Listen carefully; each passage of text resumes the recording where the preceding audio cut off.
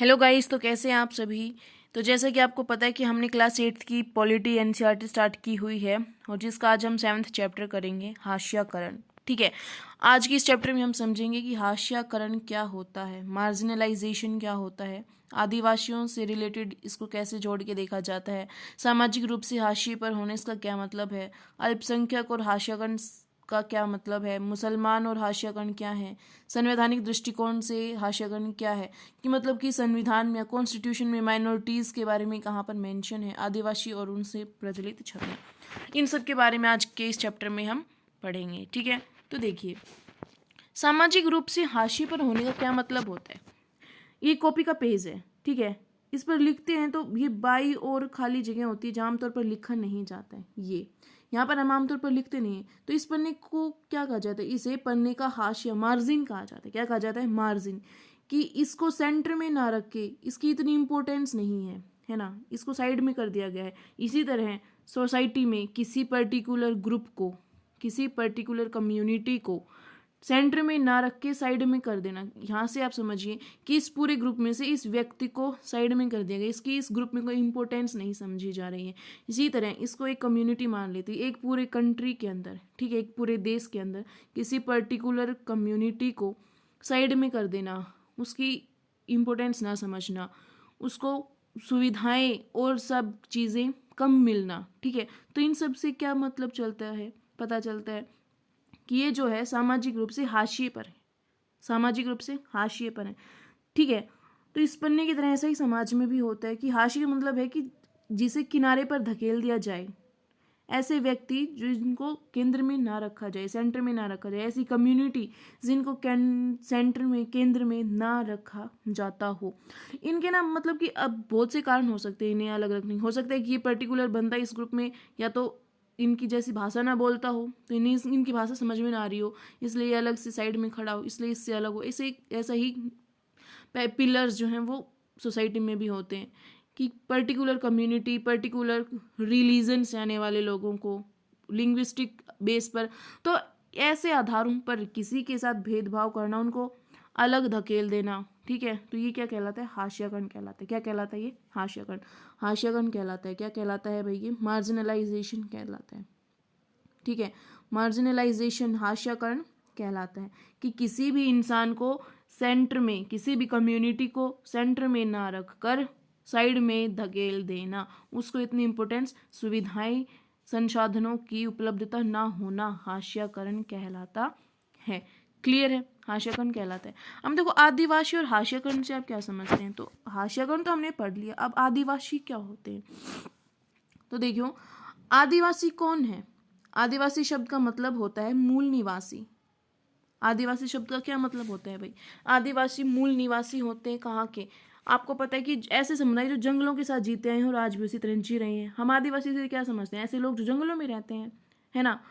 तो भारत की लगभग 8% आबादी आदिवासियों की है। 8% आदिवासियों की आबादी है इंडिया में। और ये जो लोग हैं, ये बहुत सारे जो महत्वपूर्ण खनन और औद्योगिक क्षेत्र है ना, आदिवासी इलाकों में ही है। तो ये देखो, ये पॉइंट को नोट करो, ये हाशियाकरण का एक महत्वपूर्ण कारण है कि आदिवासियों को हाशियाकरण क्यों फेस करना पड़ रहा है, ये इसका महत्वपूर्ण कारण है। ठीक है। जैसे जमशेदपुर, राउरकेला, बोकारो, भिलाई इत्यादि ऐसी जगह हैं जहाँ पर महत्वपूर्ण खनन और औद्योगिक क्षेत्र हैं, है ना। तो यहाँ पे आदिवासी रहते थे। आदिवासियों की सारी आबादी ना एक जैसी नहीं है। भारत में 500 से ज़्यादा तरह के आदिवासी समूह हैं। अकेले उड़ीसा में 60 से ज़्यादा अलग अलग तरह के जनजातीय समूह रहते हैं।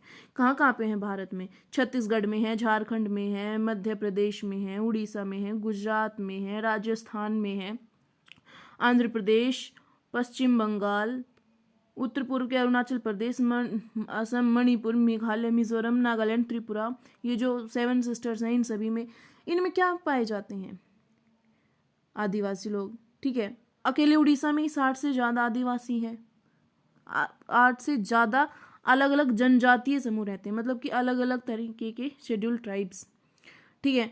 और ये जो आदिवासी हैं, इनके भीतर ऊंच नीच का फर्क बहुत कम होता है। ये इस बेस पे एक दूसरे से अलग नहीं रहते, अमीर गरीब हैं, ऊंची नीची जातियां हैं, नहीं, इनके अंदर ये फर्क बहुत ही कम है। इसी वजह से समुदाय जाति व्यवस्था पर आधारित समुदायों से बिल्कुल अलग रहते हैं। इनके बहुत सारे जनजातीय धर्म भी होते हैं भाई। इनके जो धर्म है ना वो इस्लाम, हिंदू, ईसाई आदि धर्मों से बिल्कुल अलग होते हैं। ये अक्सर अपने पुरखों की, गांव की और प्रकृति की उपासना करते हैं। प्रकृति से जुड़ी आत्माओं जैसे कि पर्वत, पशु, नदी आदि की आत्माएं हैं, उनकी ये पूजा करते हैं। ये विभिन्न स्थानों से जुड़ी होती हैं, ठीक है। ये इनकी पूजा करते हैं, किसकी? प्रकृति की, पुरखों की, गांव की, इन सब की उपासना करते हैं। इनका धर्म अलग है हमारे धर्म से, ठीक है। 19वीं सदी में बहुत सारे आदिवासियों ने ईसाई धर्म अपनाया। अब भाई देखो, इनके धर्म का कुछ ना कुछ इम्पैक्ट तो हमारे धर्म पे भी पड़ेगा और हमारे धर्म से ये इनका धर्म भी कुछ प्रभावित होगा। तो इसी तरह, इसी प्रभाव में आकर के 19वीं सदी में बहुत सारे आदिवासियों ने ईसाई धर्म को अपनाया, जो आधुनिक आदिवासी इतिहास में एक महत्वपूर्ण धर्म बन गया है। इनकी अपनी भाषाएं रही हैं, इनमें संथाली बोलने वालों की संख्या सबसे ज़्यादा है। देखो, आदिवासी कौन है, इनका धर्म अलग है, ठीक है भाई।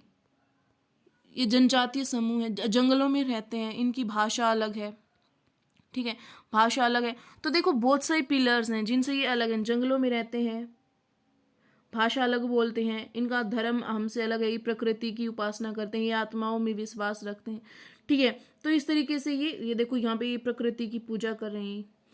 अच्छा, तो अब हम आदिवासी शब्द सुनकर हमारे दिमाग में उनकी छवि बनती है, तो वो कैसी छवि बनती है भाई आदिवासियों की हमारे माइंड में? कुछ ऐसी, हम ऐसा ही सोचते हैं उनके बारे में कि भाई रंग बिरंगे कपड़े पहनते हैं, सर पे मुकुट पहनते हैं, ऐसे रहते हैं। तो ये सब छवियाँ क्या हैं, हमारे दिमाग में इनके लिए बनती हैं। हमारे देश में आदिवासियों की खास तरह से पेश किया जाता है। स्कूलों के उत्सवों आदि में उन्हें एक ही छवि में पेश किया जाता है। वे रंग बिरंगे कपड़े पहने, सिर पर मुकुट लगाए और हमेशा नाचते गाते ही दिखाई देते हैं। इसके अलावा हम उनकी ज़िंदगी की सच्चाइयों के बारे में बहुत ही कम जानते हैं। ऐसा नहीं कि वो ऐसे ही रहते हैं, इसलिए बहुत सारे लोग इस गलत फहमी का शिकार हो जाते हैं कि उनका जीवन बहुत आकर्षक, पुरानी किस्म का और पिछड़ा हुआ है। यानी कि इन छवियों को, पर्टिकुलर छवियों को जो दिखाई जाती है, इनको देखकर आप प्रीजुडाइज या स्टीरियोटाइप हो जाते हैं, ठीक है। प्रीजुडाइज या स्टीरियोटाइप हो जाते हैं कि भाई ये लोग तो ऐसे ही रहते हैं, ये अपने आप को बदलना ही नहीं चाहते हैं, आगे बढ़ना ही नहीं चाहते, नए विचारों को अपनाना ही नहीं चाहते। इस तरह से इन पर कई इल्ज़ाम भी, आरोप भी लगाए जाते हैं कि चाहते ही नहीं है कि हम विकसित हों, हमारा विकास हो, हम समय के अनुसार बदलें, ठीक है। अच्छा जी, उसके बाद आदिवासी और विकास। अब देखो, विकास हुआ तो उन पर उस विकास का आदिवासी समुदाय पर क्या प्रभाव पड़ा? नेगेटिव पड़ा। तभी तो जो आदिवासी राजाओं से अलग रहते थे, जंगलों पर जिनका आधिपत्य था, जो स्वामी थे जंगलों के, ठीक है, वो आज इतने शक्ति विहीन हैं कि उन्हें हाशिए का सामना करना पड़ रहा है। तो देखिए, 19वीं सदी के आखिरी तक हमारे देश का एक बड़ा हिस्सा जंगलों से ढका हुआ था। जंगल हमारे लिए कितने महत्वपूर्ण है, ये सभी को आप लोगों को पता ही है कि हमें, हमारे सभ्यताओं के विकास में जंगलों का महत्वपूर्ण योगदान रहा है। लोहे, तांबे, सोने, चांदी के अयस्क जो हैं, कोयले, हीरे, कीमती इमारती लकड़ी, ये सभी हमें कहाँ से मिलती हैं? ये हमें जंगलों से मिलती हैं। जानवर जो कि शाही सेनाओं का मुख्य आधार रहते हैं, जैसे हाथी, ये हमें कहाँ से मिलते हैं? जंगलों से मिलते हैं, ठीक है। तो आगे बढ़ते रहने में जंगलों का एक गहरा योगदान रहा है हमारी जिंदगी में, ठीक है। सारी नदियों को लगातार पानी मिलता रहे, तो जंगलों से नदियां हैं, नदियों से हमें पानी मिल रहा है, तो हमारे जीवन का आधार है ये जंगल। तो हमारे जीवन की गुणवत्ता को भी गहरे तौर पर प्रभावित करते हैं कौन? जंगल। तो 19वीं सदी के आखिर तक हमारे देश का एक बड़ा हिस्सा जो था वो जंगलों से ढका हुआ था, और कम से कम 19वीं सदी के मध्य तक तो इन विशाल भूखंडों का आदिवासियों के पास जबरदस्त ज्ञान था। इन इलाकों में उनकी गहरी पैठ थी, उनका जंगलों पर पूरा नियंत्रण भी था। इसलिए आदिवासी समुदाय बड़ी बड़ी रियासतों, रजवाड़ों के अधीन नहीं रहे हैं। क्यों नहीं रहे हैं? क्योंकि भाई वो एक विशाल भूखंड, आदिवासियों के पास जबरदस्त ज्ञान था। जहाँ पर जंगल था, वहाँ जंगल में रहने वाले आदिवासी थे जो उन जंगलों पर नियंत्रण रखते थे। वहाँ पे पाई जाने वाली जड़ी बूटियों के बारे में उनको पूरी नॉलेज थी। तो वो रियासतों, रजवाड़ों के अधीन नहीं थे, वो जंगल में रहते थे, वहीं राज करते थे, शिकार करते थे और चीज़ों, फल फ्रूट बीन कर आजीविका चलाते थे। कहीं पर ठहर कर काम करते थे तो कहीं स्थानांतरित खेती करते थे, घूम घूम कर लंबे समय तक एक स्थान से दूसरे स्थान। तो इस तरीके से वो अपना जीवन जीते थे। लेकिन आज उन्हें हाशिए और शक्ति विहीन समुदाय के रूप में देखा जाता है। तो ऐसा क्या हुआ उनके साथ?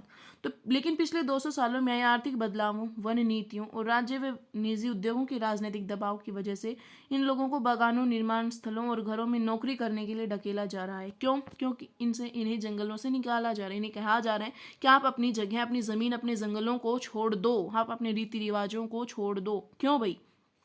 वो जंगलों में रह रहे, प्रकृति की पूजा करें, अब उन्हें छोड़ के जाएंगे तो उनकी ज़िंदगी में उनका बहुत गहरा प्रभाव पड़ेगा ना, और वो भी नेगेटिव इम्पैक्ट पड़ेगा उनकी लाइफ के ऊपर। तो इतिहास में पहली बार ऐसा हो रहा है कि आज उनका वन क्षेत्रों पर कोई नियंत्रण नहीं है और नहीं उन तक सीधी पहुँच है, और अगर आज वो वहाँ पर जाकर रहना चाहते तो उन्हें घुसपैठ कहा जाता है। तो ये क्या क्यों हुआ? आर्थिक बदलावों की भाई हमें उद्योगों की आवश्यकता पड़ी है। अब हमें जो भी कुछ मिलता है वो कहाँ से मिलता है? जंगलों से। इमारती लकड़ियाँ हैं, खनिज वगैरह सब कुछ जंगलों से मिलता है। ठीक है, वन नीतियाँ, तो उनके लिए क्या किया गया? जंगलों को साफ किया गया। तो इस वजह से वहाँ पर रहने वाले आदिवासी समुदाय को वहाँ से विस्थापित करने के लिए कहा गया। इमारती लकड़ी और खेती व उद्योग के लिए विशाल वन भूमियों को साफ किया जा चुका है। जमीनों को खनन और अन्य विशाल औद्योगिक परियोजनाओं के लिए बार बार छीना गया है, जबरदस्ती छीना गया है उनसे। उन्हें कहा गया कि आप अपनी ज़मीन हमें दे दीजिए, हम आपको इतने पैसे देंगे, वहाँ पर जॉब दिलवाएंगे। लेकिन इस पूरे प्रोसेस का अच्छी तरह से पालन भी नहीं हुआ। उनकी ज़मीन भी छीन ली गई और उनमें से चंद लोगों को नौकरी पे रख लिया गया, उन्हें पैसे दे दी गई, बाकियों का कुछ अता पता नहीं। सरकारी आंकड़ों से पता चलता है कि खनन और खनन परियोजनाओं के कारण विस्थापित होने वालों में 50% से ज़्यादा केवल आदिवासी लोग हैं। इनके विस्थापन होने के और भी महत्वपूर्ण कारण है। बांध बना दिए गए तो वहाँ बांध से पानी का क्या हुआ?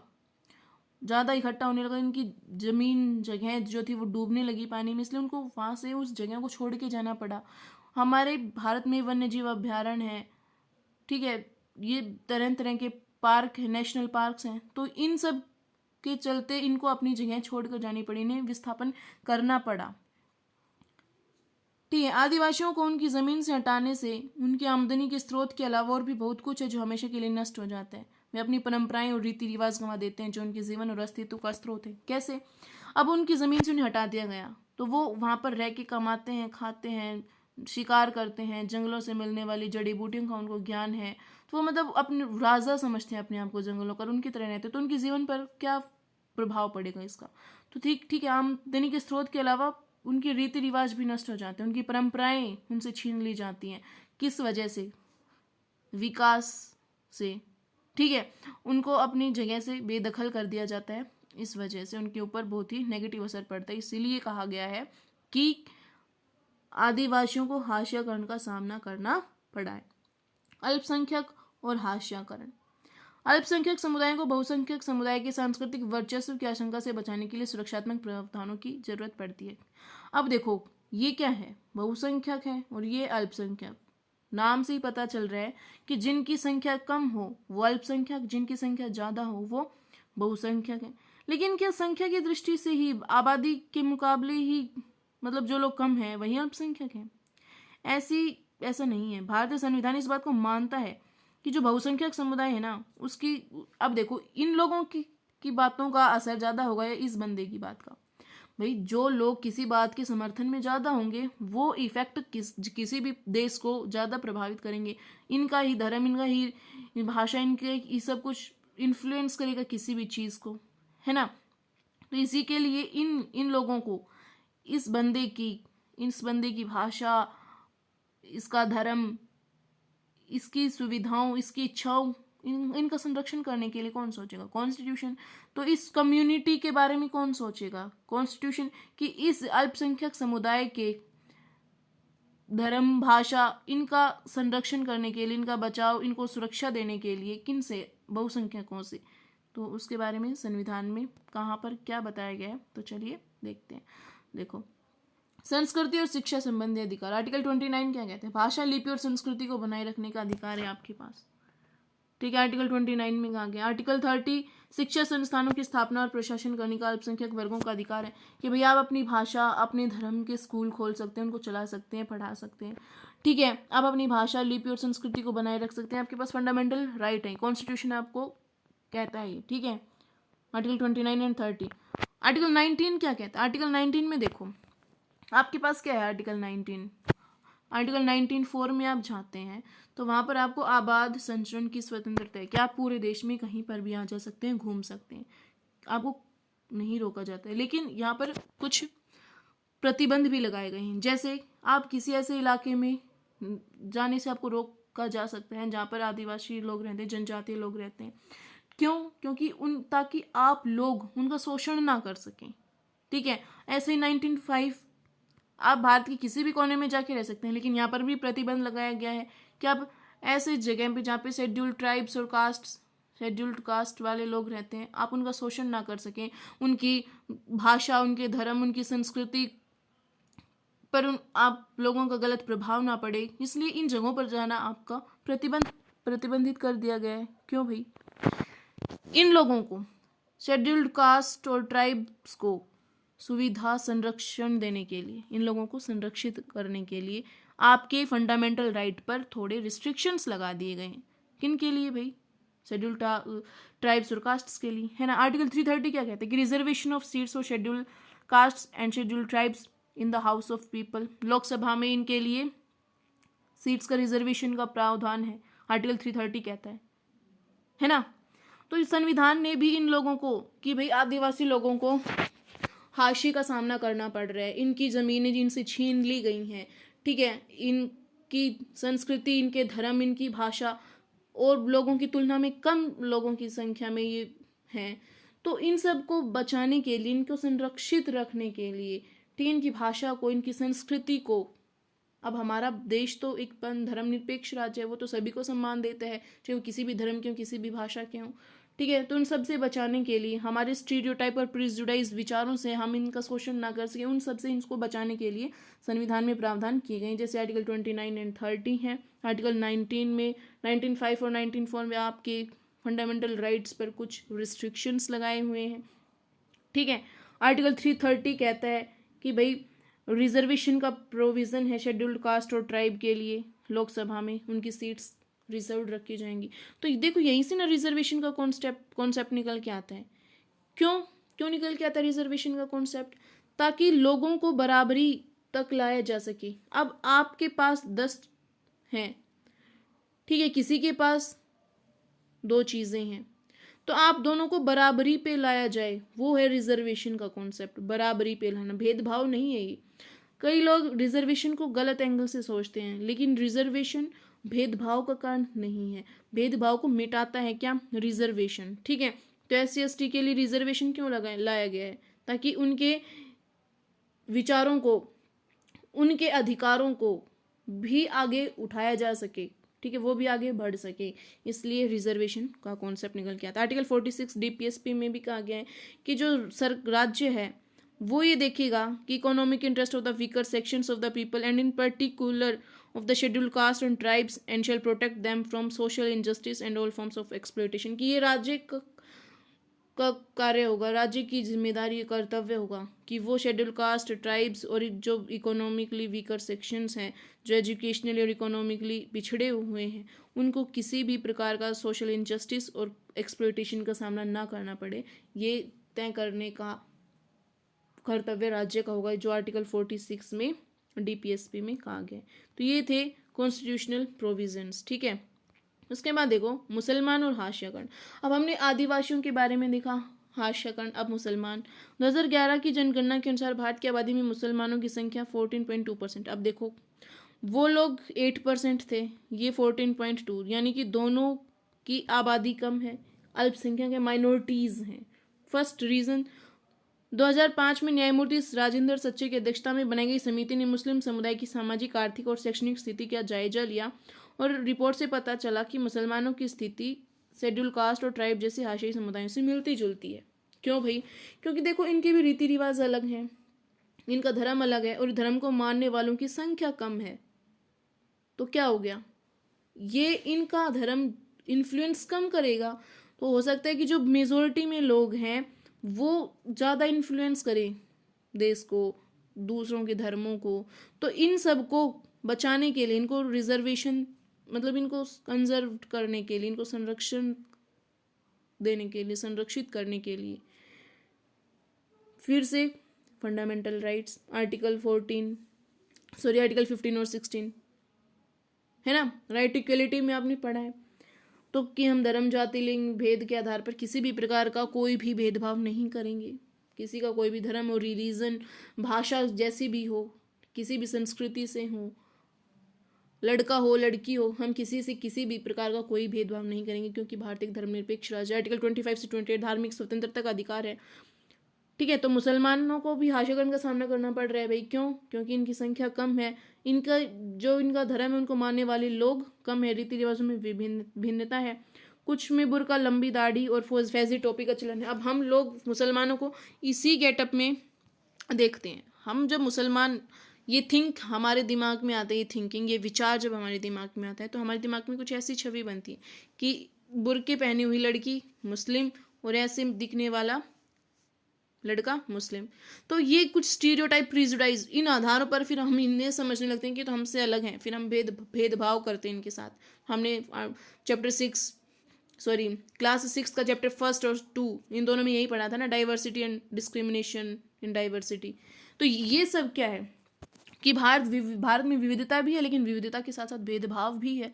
जब हम स्टीरियोटाइप और प्रिजुडाइज होकर लोगों के बारे में कुछ भी सोचने लग जाएं तो उनके साथ हम क्या करते हैं? भेदभाव करते हैं। उनके बारे में पहले ही कोई राय बना ली, प्रिजुडाइज हो जाए तो ये क्या होते हैं? ये भेदभाव के कारण होते हैं। तो देखिए हमने इस चैप्टर में क्या पढ़ा भाई, क्या पढ़ा हमने इस चैप्टर में? एक बार फिर से गो थ्रू ओवरव्यू ले लेते हैं इसका। हाशियाकरण के बारे में हमने पढ़ा कि हाशियाकरण क्या है। ठीक है, देखो क्या है हाशियाकरण? किसी भी ऐसी कम्युनिटी को, ऐसे लोगों को जिनका भाषा, धर्म, संस्कृति दूसरे मेजोरिटी लोगों से अलग है, उनको अलग से रखना, केंद्र में ना रखकर साइड में धकेल देना, हाशियाकरण कहलाते हैं। ठीक है, हाशियाकरण कहलाते हैं किसी अल्पसंख्यक समुदाय की भाषा और संस्कृति, जो कि वो अल्पसंख्यक हैं इसलिए उनकी भाषा और संस्कृति को इतनी अहमियत, इतनी तवज्जो ना देकर मेजोरिटी वो ज़्यादा इन्फ्लुएंस कर रही है। तो ये कहाँ चला गया? ये हाशियाकरण में चला गया। तो ठीक है, ये होता है हाशियाकरण सामाजिक आधार पर। आदिवासी लोगों के साथ हुआ है। क्यों हुआ है आदिवासी लोगों के साथ हाशियाकरण भाई? क्योंकि हमने जंगलों को साफ कर दिया, वहाँ पे अलग अलग प्रोजेक्ट्स लगा दिए, तो उस वजह से आदिवासियों को अपने जंगलों को छोड़ना पड़ा, अपनी परंपराएं, अपने रीति रिवाज, अपनी आजीविका को छोड़ना पड़ा और उन्हें अलग अलग जगह पे जाके काम करना पड़ा जहाँ से उनको कम वेतन मिल रहा है। वो पहले की उनकी ज़िंदगी में, आज की उनकी ज़िंदगी में फ़र्क आ गया है उनकी, तो इसलिए वो हाशियाकरण का सामना करना पड़ रहा है उन्हें, हाशिए का सामना, मार्जिनलाइज हो रहे हैं वो। ठीक है, आदिवासी और विकास के बारे में पढ़ा कि विकास का उन पर क्या प्रभाव पड़ा। फिर कॉन्स्टिट्यूशन में कहाँ कहाँ क्या चीज़ें मेंशन है इनके बारे में भाई। आर्टिकल 29 और 30 कहता है 330 में रिजर्वेशन है लोकसभा में सीट्स के लिए। आर्टिकल 19 और 4 और 5 में आपके फंडामेंटल राइट हैं कि आप इंडिया में, अपने पूरे देश में कहीं पर भी आ जा सकते हैं, घूम सकते हैं या रह सकते हैं। तो इन पर कुछ रिस्ट्रिक्शंस लगाए जाते हैं जिससे ST के अधिकारों का उल्लंघन होने से रोका जा सके, उनके बारे में कुछ सोचा जा सके, है ना। अब रिजर्वेशन का कॉन्सेप्ट भी यहीं से निकल के आता है। आर्टिकल 46 कहते हैं कि सरकार की जिम्मेदारी होगी कि भाई वो अल्पसंख्यकों को, SC/STs को, उनके साथ किसी प्रकार का शोषण ना हो, इसके बारे में सरकार का कर्तव्य है कि वो जांच करें। ठीक है, मुसलमान हाशियाकरण का सामना क्यों करें? क्योंकि हम उनके प्रति प्रिजुडाइज, स्टीरियोटाइप हो जाते हैं। उनकी आबादी कम है, मुस्लिम धर्म को मानने वाले लोग भारत में कम है, इसलिए उन्हें हाशियाकरण का सामना करना पड़ता है। ठीक है, तो ये सब चीज़ें हमने इस चैप्टर में पढ़ी। तो आई होप ये चैप्टर आपको पसंद आया होगा। अगर वीडियो अच्छी लगी हो तो लाइक करें, शेयर करें और चैनल को सब्सक्राइब करें ताकि आने वाली हर वीडियो का नोटिफिकेशन आपको सबसे पहले मिल सके। तो मिलते हैं नेक्स्ट वीडियो में, तब तक के लिए बाय बाय, टेक केयर।